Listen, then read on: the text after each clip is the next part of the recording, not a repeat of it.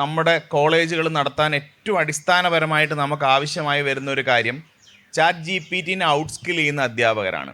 അതല്ലെങ്കിൽ സാങ്കേതിക വിദ്യ പഠിപ്പിക്കുന്ന അധ്യാപകർ എന്ന് പറഞ്ഞാൽ അത് ആഴ്ചയ്ക്കനുസരിച്ച് മാറിക്കൊണ്ടിരിക്കുകയാണ്. ഇപ്പം നമ്മൾ ChatGPT പറ്റിയുള്ള ചർച്ചകൾ ഇങ്ങനെ പീക്ക് ചെയ്ത് നിൽക്കുമ്പോഴാണ് ഡീപ് സീക്ക് എന്ന് പറയുന്ന ഒരു പുതിയ കാര്യം വരുന്നു. അത് അവിടെ ഉണ്ടായിരുന്ന മുഴുവൻ കാര്യങ്ങളെയും വിപ്ലവകരമായി മാറ്റിമറിച്ചിരിക്കുകയാണ്. അപ്പോൾ ഈ മാറ്റത്തോട് ഇപ്പോൾ ഒരു അധ്യാപകൻ്റെ ജോലി എന്ന് പറഞ്ഞാൽ 1 കൊല്ലമോ 2 കൊല്ലമോ ചെയ്യുന്ന ജോലിയല്ല. സ്വാഭാവികമായിട്ട് ഒരു അധ്യാപകനെ നമ്മൾ എക്സ്പെക്റ്റ് ചെയ്യുന്നത് 25-30 കൊല്ലത്തേക്കാണ്. ഈ 25-30 കൊല്ലം മുമ്പ് നേടിയ ബിരുദാനന്തര ബിരുദവുമായി വരുന്ന ഒരു അധ്യാപകൻ എങ്ങനെയാണ് ഈ മാറ്റങ്ങളെ നേരിടാൻ അദ്ദേഹത്തിന് കഴിയുക? അല്ലെങ്കിൽ ആ നിലയിൽ അധ്യാപകരുടെ ഭാഗത്ത് നിന്ന് എന്തെങ്കിലും ആവശ്യങ്ങൾ മുന്നോട്ട് വെക്കാനുണ്ടോ? ശരിക്കും ഒരു റിലവൻ്റ് ആയിട്ടുള്ള ക്വസ്റ്റ്യൻ ആണ്. ശരിക്കും നമ്മൾ ചെയ്യേണ്ടതെന്ന് വെച്ചാൽ നമ്മൾ അപ്ലിഫ്റ്റ് ചെയ്യണം. പുതിയതായിട്ടുള്ള കോഴ്സസ് വരുമ്പം ഇപ്പം നോക്കുകയാണെങ്കിൽ സെൻട്രൽ ഗവൺമെൻറ് ഒരുപാട് ഇൻസ്റ്റിറ്റ്യൂട്ട്സ് പ്രൊവൈഡ് ചെയ്യുന്നുണ്ട്. ഈ പണ്ടത്തെ പാർട്ട് ടൈം MTech ഡിഗ്രി പോലെ തന്നെ ഇപ്പം നമുക്ക് വെക്കേഷൻസിൽ പോയിട്ട് MTech ഡിഗ്രീസ് ചെയ്യാൻ പറ്റും. അല്ലെങ്കിൽ PhDs സ്പെഷ്യലൈസേഷൻസ് വീണ്ടും ചെയ്യാനുള്ള, യൂഷ്വലി ഒരു PhD ഉള്ള ഒരാൾ പിന്നെ ഒരു MTech സ്പെഷ്യൽ, ഇപ്പം MTech ഇൻ ഇലക്ട്രിക്കൽ എഞ്ചിനീയറിംഗ് ഉള്ള ഒരാൾക്ക് MTech ഇൻ കമ്പ്യൂട്ടർ സയൻസ് ചെയ്യാനുള്ള അവസരങ്ങൾ ഇപ്പോൾ ഉണ്ട്. അതായത് നമ്മുടെ NITസും IITസും അത് പ്രൊവൈഡ് ചെയ്യുന്നുണ്ട്. അത് കുറച്ച് ഓൺലൈൻ ക്ലാസ്സസ് ഉണ്ട്, കുറച്ച് ഓഫ്ലൈൻ ക്ലാസ്സസ് ഉണ്ട്. ശരിക്കും നമ്മൾ അങ്ങോട്ട് വന്നാൽ മാത്രമേ ഈ ഇപ്പോൾ പറഞ്ഞ രീതിയിൽ ഇപ്പോൾ 10th സ്റ്റാൻഡേർഡിലുള്ളൊരു കുട്ടിയോട് ഞാൻ പ്രോജക്റ്റ് തയ്യാറാക്കാൻ പറയും ഫസ്റ്റ് ചെയ്യുന്ന ChatGPT I need A project in this എന്ന് പറയും. അത് കഴിഞ്ഞിട്ട് ഹ്യൂമനൈസ് എന്ന് പറയുന്ന സോഫ്റ്റ്വെയർ ഉണ്ട്. ഹ്യൂമനൈസ് ചെയ്യാൻ പറഞ്ഞാൽ ChatGPT ആണെങ്കിൽ എനിക്ക് കണ്ടുപിടിക്കാൻ പറ്റും എത്രത്തോളം ഉണ്ട് സിമിലാരിറ്റി എന്ന്. ഹ്യൂമനൈസ് ചെയ്യാൻ പറഞ്ഞാൽ അത് ചെയ്യുന്നതെന്ന് പറഞ്ഞാൽ നമ്മൾ എഴുതുന്ന രീതിയിൽ അതിനെ ആക്കും. അതിനകത്ത് എനിക്ക് കണ്ടുപിടിക്കാൻ പറ്റില്ല. ഓക്കെ, അപ്പം ഹ്യൂമനൈസ് ചെയ്ത് അത് കഴിഞ്ഞിട്ടാണ് ഈ റിപ്പോർട്ട് സബ്മിറ്റ് ചെയ്യുന്നത്. അപ്പോൾ ഞാൻ ഒരു അധ്യാപകനായിട്ട് കോളേജിലുള്ള ഒരാൾ, ഞാൻ എൻ്റെ അറിവിനെ അപ്ലിഫ്റ്റ് ചെയ്യണം. അപ്പം ഞാൻ ചെയ്യേണ്ടത് വെച്ചാൽ ഇലക്ട്രിക്കൽ എഞ്ചിനീയറിംഗ് അറിയണം, കമ്പ്യൂട്ടർ സയൻസും ഞാൻ അറിയണം. അപ്പോൾ ആ സ്ഥിതിക്ക് ഞാനും ഇതേ രീതിയിൽ പഠിക്കാൻ തയ്യാറായിക്കൊണ്ടിരിക്കണം. എന്താണോ മാറുന്ന സാഹചര്യം അതനുസരിച്ചുള്ള കോഴ്സസ് ഞാൻ എടുക്കണം.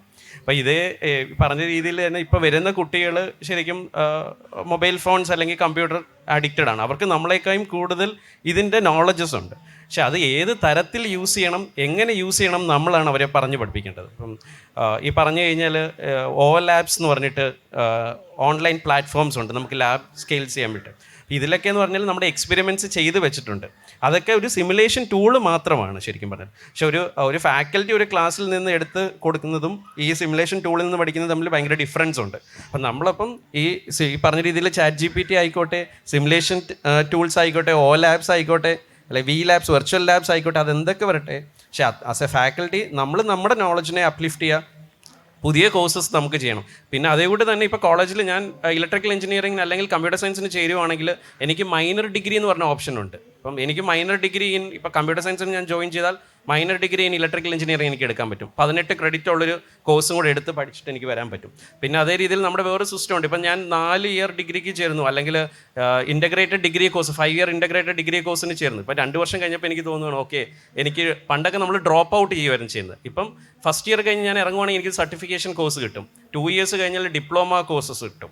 3 ഇയേഴ്സ് കഴിഞ്ഞ് കഴിഞ്ഞാൽ അത് ഡിഗ്രി, അത് കഴിഞ്ഞിട്ട് ഹോണേഴ്സ് ഡിഗ്രി കോഴ്സ്. അപ്പം ഇങ്ങനത്തെ മാറ്റങ്ങൾ ശരിക്കും നമ്മുടെ ഇടയിൽ നടക്കുന്നുണ്ട്. പക്ഷെ അത് എത്രത്തോളം ജനങ്ങളിൽ എത്തിയിട്ടുണ്ടെന്ന് എനിക്കറിയില്ല.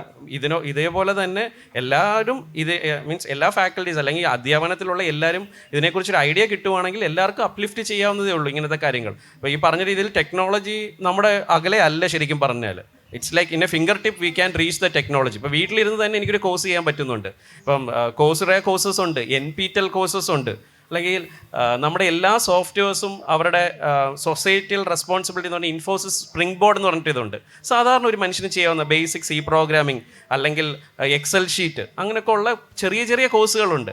ഈവൻ ടാറ്റയുടെ കോഴ്സുകളുണ്ട്, നമുക്ക് 1 മണിക്കൂറിൽ ചെയ്ത് തീർക്കാവുന്ന കോഴ്സുകളുണ്ട്, ഓൺലൈൻ കോഴ്സസ്. അപ്പം നമ്മൾ ശരിക്കും സെർച്ച് ചെയ്യുകയോ ചെയ്യേണ്ടത് ഏതൊക്കെ കോഴ്സസ് ആണുള്ളത്, നമ്മുടെ അറിവിനെ എങ്ങനെ വികസിപ്പിക്കാം, അല്ലെങ്കിൽ പുതിയതായിട്ട് വരുന്ന ഈ സോഫ്റ്റ്വെയർ ബേസ്ഡ് അല്ലെങ്കിൽ ഈ ടെക്നോളജി ബേസ്ഡ് ടെക്നിക്കൽ കിഡ്സിൻ്റെ കൂടെ നമ്മളിപ്പോൾ അവർക്ക് ക്ലാസ് എടുക്കുമ്പോൾ നമ്മൾ എങ്ങനെ അപ്ലിഫ്റ്റ് ചെയ്യണം. അപ്പോൾ ഈ പറഞ്ഞ രീതിയിൽ നമുക്ക് നിങ്ങൾ ഏത് MNC എടുത്താലും അല്ലെങ്കിൽ ഏത് കമ്പനി എടുത്താലും അവരുടെ CSIR ഇനിഷ്യേറ്റീവ് എന്ന് പറഞ്ഞിട്ട് അവർ സോഫ്റ്റ്വെയർസ് പ്രൊവൈഡ് ചെയ്തിട്ടുണ്ടാവും. അതിൽ സാധാരണ ജനങ്ങൾക്ക് കയറി അവരുടെ കോഴ്സുകൾ നമുക്ക് ചെയ്യാം, കോഴ്സിൽ സർട്ടിഫിക്കേഷൻസ് നമുക്ക് കിട്ടും. അപ്പം ആ രീതിയിൽ നമ്മൾ നമ്മുടെ നോളജിനെ ഇമ്പ്രൂവ് ചെയ്തിട്ട് നമ്മൾ പോയിട്ട് ക്ലാസ് എടുക്കുവാണെങ്കിൽ ഇറ്റ്സ് വെൽ ആൻഡ് ഗുഡ്.